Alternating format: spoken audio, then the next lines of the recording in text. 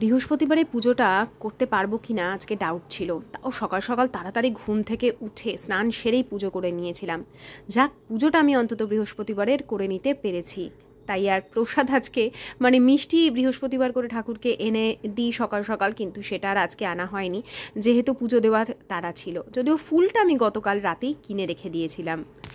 Hello বন্ধুরা, আজকে বৃহস্পতিবার পুজো দেখেই বুঝতে পেরেছো, ওই জন্য সকাল থেকে ব্লগ আমার স্টার্ট করা হয় না বৃহস্পতিবার। দাঁড়াও এক সেকেন্ড, আমি একটু ক্যামেরাটা মানে হোল্ড করে নিই। চেয়ারগুলো পাতবো তো, খেতে বসতে হবে এবার, কারণ এখন প্রায় 3টে বেজে গেছে। আর দেরি আমরা ইচ্ছে করেই করেছি, কারণ পুজো দিয়ে উঠতে উঠতে বেলা হয়ে গেছে, তারপর রান্না করেছি, তারপর মানে পুজো করে উঠে আমি ব্রেকফাস্ট সেরেছি, যার ফলে খিদে ছিল না। আর রান্না করতে করতেও দেরি হয়েছে, আয়ুষ্মানকে স্কুল থেকে এনেছি, সব কিছু করে আমার বৃহস্পতিবার দেরি হয়, তোমরা জানোই যারা প্রথম থেকে ব্লগ দেখে। কারণ বৃহস্পতিবারের ব্লগই আমার ফার্স্ট ভাইরাল হয়েছিল। কারণ আমার মনে আছে বৃহস্পতিবার আমি মাথা ঘষে পুজো দিয়েছিলাম, সেদিন মাথা ঘষেছিলাম সেদিন। তো আমাকে অনেকেই কমেন্ট করেছিল বৃহস্পতিবার মাথা ঘষে না, মাথা ঘষে না। আমি জানতাম বৃহস্পতিবার মাথা ঘষে না, কিন্তু সেদিন আমি যদি মাথাটা না ঘষতাম আমি বৃহস্পতিবারে পুজোটা করতে পারতাম না। তো অত মানুষকে তো বলা পসিবল হয়নি যথারীতি। যাই হোক, তো সেদিনও আমার অনেক দেরি হয়ে গেছিল। চলো তোমাদের দেখাই আজকের মেনুতে কি কি আছে। তো দেখো আজকের আমাদের মেনুতে আছে, প্রথমেই দেখাই শুক্তো। বড়ি দিয়ে শুক্তো করেছি। শুক্তো আবার বেশ অনেকটা আমার শাশুড়িদের ঘরে দিয়ে এসেছি, বড়ি আছে নিচের দিকে, আর বেশ কিছুটা শাশুড়ির ঘরে দিয়ে এসেছি। এখানে করেছি হচ্ছে ভোলা মাছ, ভোলা মাছের ঝাল করেছি।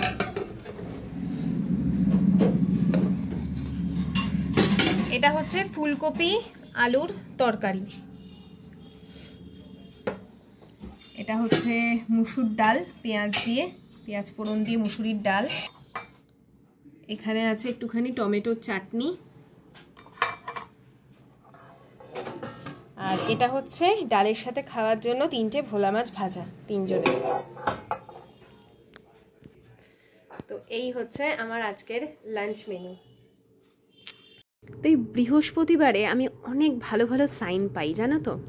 যেমন আজকে বৃহস্পতিবার দিন আমি পুজো দেওয়ার পর একদম বাধা পড়ে গেলাম, আবার হয়তো নেক্সট ওয়েডনেসডে আমি শ্যাম্পু করে পুজো দিতে পারবো। আর সেই বৃহস্পতিবারের ভিডিও আমার ভাইরাল হয়েছিল, তখন আবার আমি মাথা ঘষে পুজো দিয়েছিলাম। কত কিছু লিঙ্ক থাকে না আমাদের জীবনে। এখন আমি আপাতত যাচ্ছি সোনালির বাড়িতে। সন্ধেবেলার পরে আয়ুষ্মান যখন পড়তে চলে যায়, আমি সোনালির বাড়িতে যদি ফাঁকা থাকে মানে থাকি তাহলে যাই, গিয়ে ওর সঙ্গে একটু গল্প করে চা খেয়ে আসি। আধা ঘন্টা মতন, আমার বাড়ি থেকে 2-3টে বাড়ির পরেই ওর বাড়ি। কিন্তু এই শীতকালে যে জামা কাপড় পরবো ওই ইচ্ছেটাই থাকে না। তো যাই হোক, চলো, অন্ধকার, এখানে কেউ নেই, আমি একা একা এই মোবাইলের আলোতেই উঠছি। যদি একা লাগে না, মনে হয় যে মোবাইলে তো অনেকে আমাকে দেখছে, এরকম একটা ফিলিংস আসে। আরে এই নিচে তো এই মোবাইলের আলো থাকে, তার জ্বালানোর প্রয়োজন পড়ে না। কেমন লাগছে? তার মধ্যে আমি দেখলাম, বল, 3-4টে বাড়ি ছাড়িয়ে হেঁটে হেঁটে 3টে বাড়ি পেরিয়ে এসেছি আমি।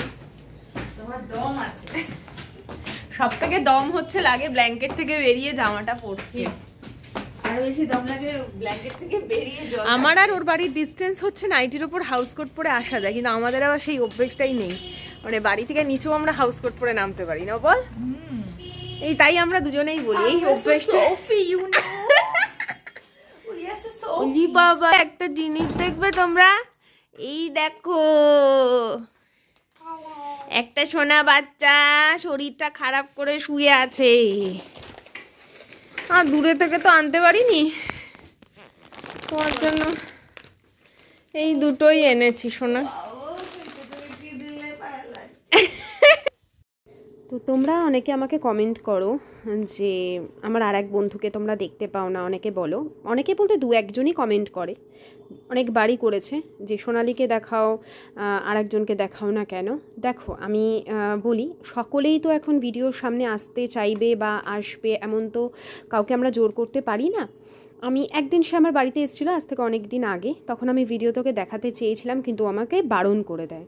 হয়তো তার কোনো ব্যক্তিগত কারণ থাকতে পারে। আর দেখো, আমাদের জীবনে প্রচুর বন্ধুবান্ধব আসে, আবার তারা চলেও যায়, আর গুটি কয়েক বন্ধুই কিন্তু থেকে যায়।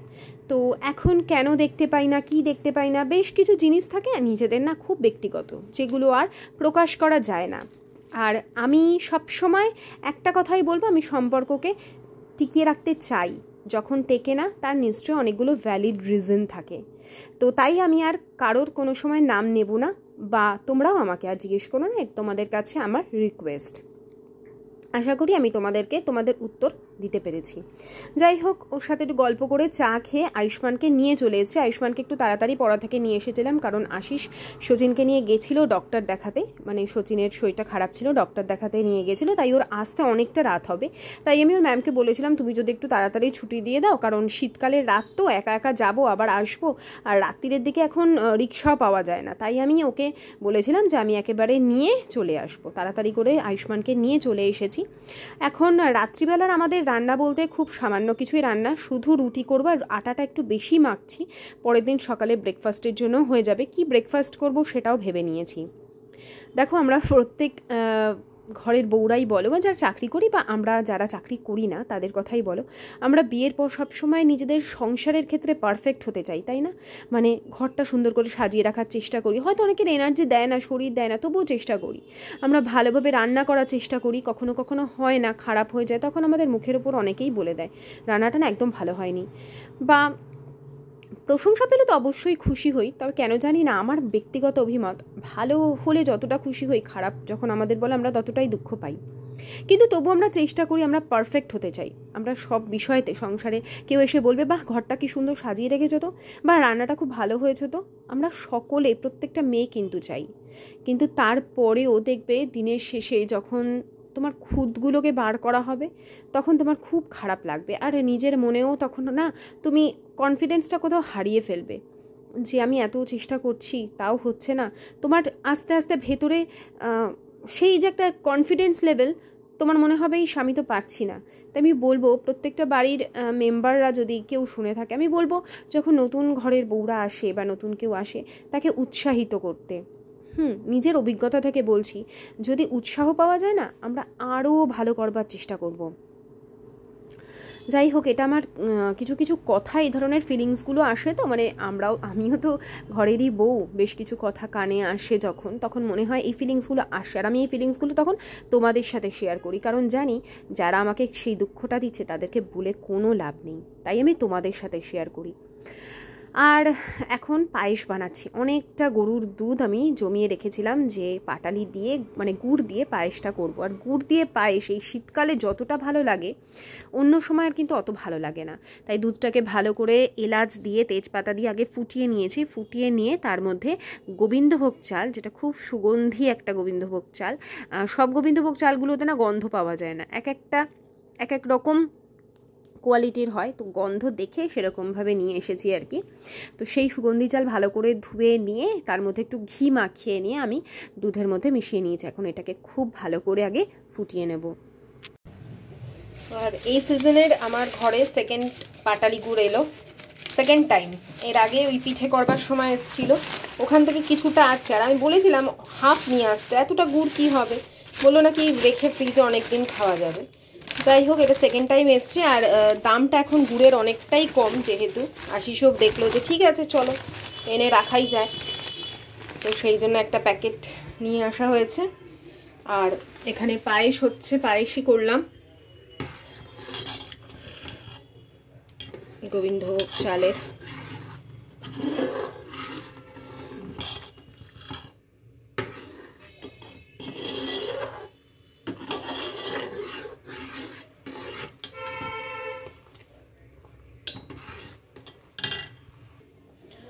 এটা একটু আমি ভেঙে নিলাম, দেখবো যে দুধটা কেটে যায় কিনা, তাই আমি এখান থেকে অল্প দুধ নেব।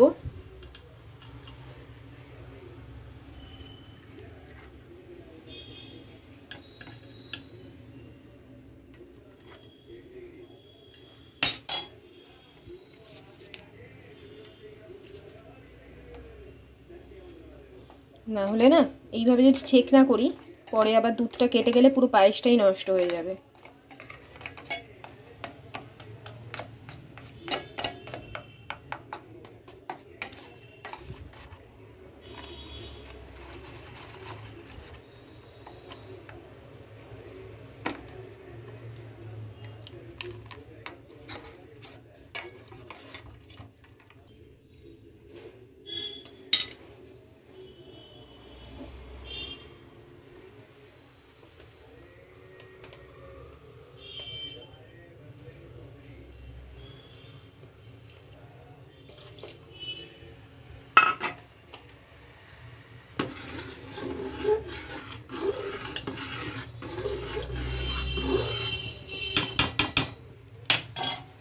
একদম প্রথম যখন সবে সংসার হয়েছে আমি তো প্রথম থেকেই চাইতাম যে আমার ঘরে সব কিছু গুছানো থাকবে। তো আমি ছোট ছোট কৌটোতে একদম অল্প কিশমিশ, অল্প কাজু এরকম ভরে ভরে রাখতাম, আর এখনও তাই করি। শেষ হওয়ার আগেই আমি যখন মেট্রো ক্যাশ অ্যান্ড ক্যারি যাই তখন এগুলো নিয়ে আসি।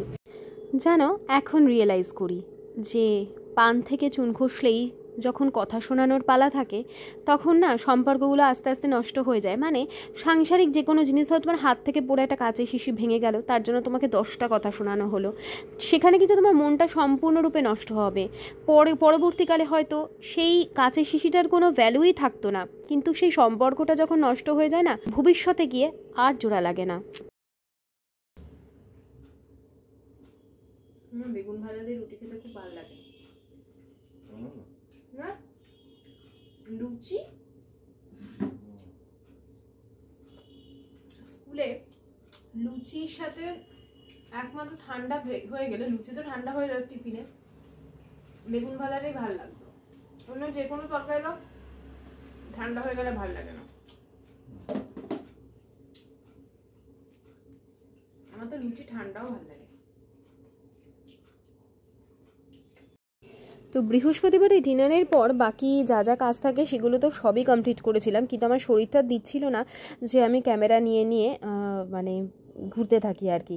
তো সেই জন্য ভাবলাম যে ঠিক আছে, এই ব্লগটা আবার সকালবেলা ঘুম থেকে উঠে শুরু করা যাবে। Good morning. আবার কালকের ব্লগটাই আমি কন্টিনিউ করছি। কালকে ওখানে এন্ড করে দিয়েছিলাম, ভেবেছিলাম যে ব্লগটা সকালবেলা আবার তোমাদের সাথে শেয়ার করব। আর আমি অনেকক্ষণ আগে উঠে গেছি, চা খাওয়াও হয়ে গেছে। আয়ুষ্মান ঘুমোচ্ছে এখনো। আয়ুষ্মানের বাবা এক্ষুনি উঠেছে, উঠে ফ্রেশ হচ্ছে, দাড়ি টাড়ি কাটছে, আর আমি এই যে আয়ুষ্মানের বাবার চাটা গরম করছি। আজকে আর একসাথে চা না, একসাথে খেয়েছি, রীতাদির সাথে চা খেয়েছি। ওর বাবারটা এখন গরম করে দিই। আর এই যে জলখাবার আজকে সেরকম কিছু বানাবার নেই, পায়েস আছে, কিছুটা পায়েস তুলে রাখবো, সোনালির জন্য রাখবো, আর আমাদের খাওয়া দাওয়ার জন্য রাখবো। তো রাতেই খাবার জল গরম করে রেখে দিই, এর সাথে মিশিয়ে অল্প করে খাই। আমাকে অনেকেই বলে, পায়েল একটা তুমি ইলেকট্রিক কেটল কিনে নাও, সুবিধা হবে। ইলেকট্রিক কেটল এটা তো খুব একটা অসুবিধা হয় না। দেখো, গ্যাজেটস যত কিনবো ততই সুবিধা হবে, সেটা আমিও জানি, কিন্তু এটা আমার অভ্যেস। তো আয়ুষ্মান যখন ছোট ছিল তখন থেকে অভ্যেস হয়ে আছে, তাই খুব একটা সমস্যা হয় না। যদি মনে হয় হ্যাঁ খুব নেসেসারি, তখনই আমি কিনবো। তো ভাবলাম যে পায়েস তো আছে, তার সাথে একটু ভালো করে আলু ভাজা করে নিই। গতকাল রাতে আমরা বেগুন ভাজা দিয়ে রুটি খেলাম। এবার বেগুন ভাজাটা আমি যে ছোট একটা কড়াইয়ের মধ্যে করি, যে ছোট কড়াইটা কিনেছি বেশ দাম দিয়ে, ওই কড়াইটায় না সত্যি বলতে রান্না করতে আমার একদম ভালো লাগে না। খুব তাড়াতাড়ি হিট হয়ে যায়, আর রান্নাগুলো না মানে তাড়াতাড়ি পুড়ে যায় ভেতর থেকে। কিন্তু কি করবো, এত দাম দিয়ে কিনেছি, জিনিসটা তো আমাকে ইউটিলাইজ করতে হবে। তো সেই জন্য ওটাকে একদম অল্প আছে আমি ওর মধ্যে বেগুন ভাজা, আলু ভাজা চেষ্টা করি এগুলো করবার জন্য। চিকেন পাকোড়া বা কোনো বড়া জাতীয় ডালের বড়া করতে গেলে কি হয়, ওপরটা খুব তাড়াতাড়ি পুড়ে যায়, নিচের দিকটা থেকে ভেতর দিক থেকে কাঁচাই থেকে যায়। তো সেই জন্য ওর মধ্যে বেগুন ভাজা করেছিলাম, আর ওই বেগুন ভাজার যে অল্প তেল সেটা রয়ে গেছে। আর আজকে সকালে যে দুধ এসেছিলো 250 গ্রাম, সেটা বোতল থেকে ফাঁকা করে আমি ভেবেইছি এবার থেকে আর বোতল জমিয়ে রাখবো না, একবারে 250 ওই দুধটা ঢেলে গরম করে নেব। আর এই গতকাল রাতে যে কিচেন টাওয়েলগুলো কেচে রেখেছিলাম সেগুলো শুকিয়ে গেছে, সেটা ভাঁজ করে কাজের জন্য আবার হাতের কাছে রেখে দিয়েছি। আরও দুটো আছে যেটা আজকে কাঁচা হবে, সেগুলো আবার পরের দিন সকালবেলা শুকিয়ে যাবে। তো এই যে সামান্য পরিমাণে মানে ওপর দিয়ে আমি পেঁয়াজ আর একটু কালো জিরে দিয়ে আলুটা ভাজি। আমি কিন্তু ফোড়ন হিসেবে দিই না, তোমরা এইভাবে আলু ভেজে দেখো, পেঁয়াজটাও আলাদা করে ভাজতে হবে না, আলুর সাথে পেঁয়াজ আর কালো জিরে ওপর দিয়ে দিয়ে ঢেকে ঢেকে আলুটা ভেজো। আর শেষে আমি একটা গোটা কাঁচা লঙ্কা দিয়ে ভাজা করলাম। রুটি দিয়ে খেতে এই ভাজাটা ভীষণ ভালো লাগে।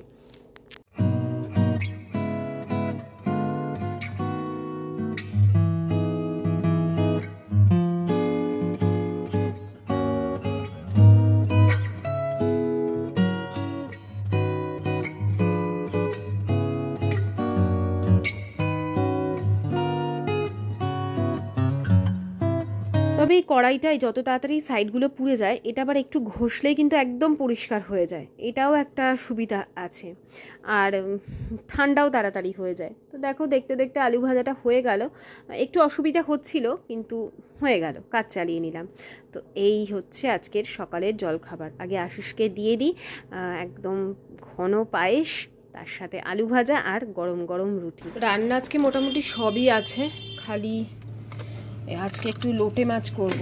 এই অল্প একটু লোটে মাছ আমি অনেকটা এর আগের দিন এনেছিল, কিছুটা করা হয়ে গেছিলো, খাওয়াও হয়ে গেছে বেশ, তাও সপ্তাহখানেক হলো, বা খোলা যাচ্ছে না। আর কিছুটা রয়েছে, পুরো কাটা টাটা ছাড়িয়ে এনেছে, এটা করব।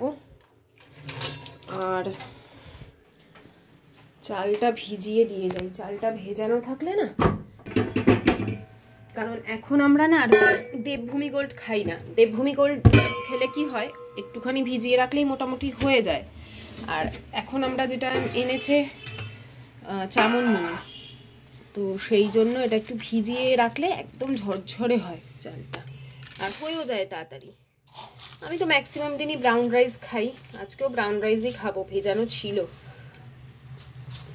একটু আশিস আর আয়ুষ্মানেরই নেব শুধু, আর একটু নিয়ে নিই, কারণ রাতে আয়ুষ্মানকে ভাতই খাওয়াবো, রাতে আর রুটি দেবো না।